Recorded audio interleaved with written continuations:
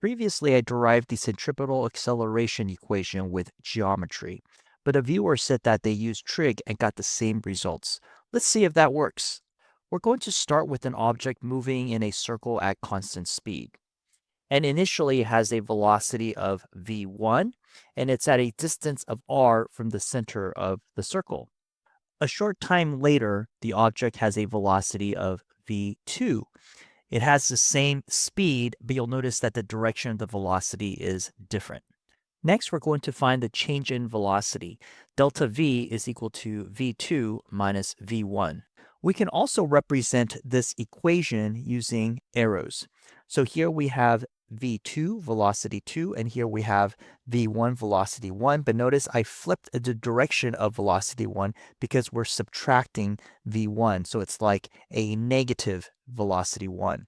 And our resultant is this arrow right here, which is delta v. Notice that this has an angle of theta, and if you go back to our original picture, this object is moving across an angle of theta. Now remember that this velocity is tangent to the circle, so it's perpendicular to this r line, and this v2 is perpendicular to this r line right here. And so as the r, if you think of this as the r vector, radius vector, as it changes over an angle of theta, v1 and v2 will also change an angle of theta. Redrawing this triangle here, you'll notice that we have an isosceles triangle because v1 and v2, they have the same speed, so they have the same magnitude. So both of these sides are the same. And if we cut this isosceles triangle in half, we get two right triangles. This side is v, and the angle is going to be theta divided by 2 because originally it was theta. Now we cut in half, so it's theta over 2. And then on this side, on the resultant side, the base of the isosceles triangle, it's no longer theta v because we cut in half, and now it's delta v over 2.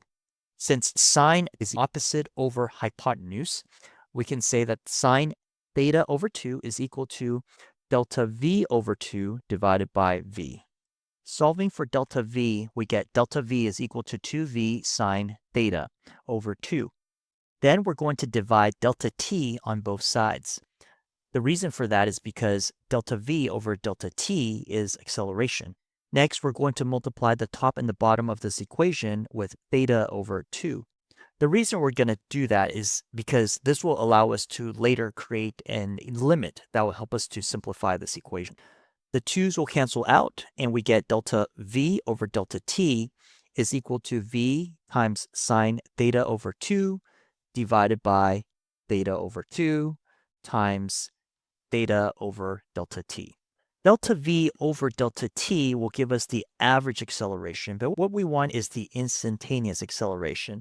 So to find the instantaneous acceleration, we're going to take the limit of delta v over delta t as delta t approaches 0.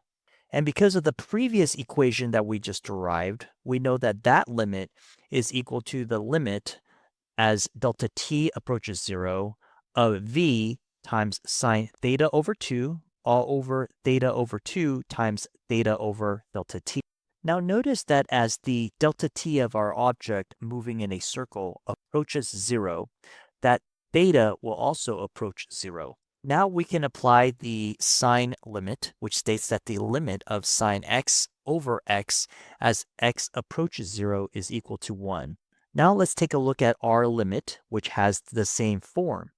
Our limit is the limit as theta approaches 0 of sine theta over 2 divided by theta over 2 is equal to 1. You'll also notice that there is a theta over delta t, and that theta over delta t gives us omega, or the angular velocity. But once again, we don't want the average angular velocity, we want the instantaneous angular velocity. So we're going to take the limit of delta theta divided by delta t as delta t approaches 0. After we substitute this 1 into our equation and omega into our equation, we get that the centripetal acceleration is equal to v times 1 times omega. In other words, the centripetal acceleration is equal to v times omega. And since omega is equal to v over r, we can substitute v over r for omega, and we get that the centripetal acceleration is equal to v squared over r.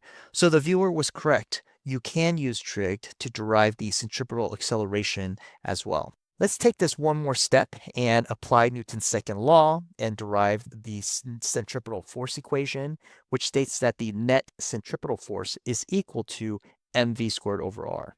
If you found this video helpful, check out this next video where I go over 6 classic circular motion problems.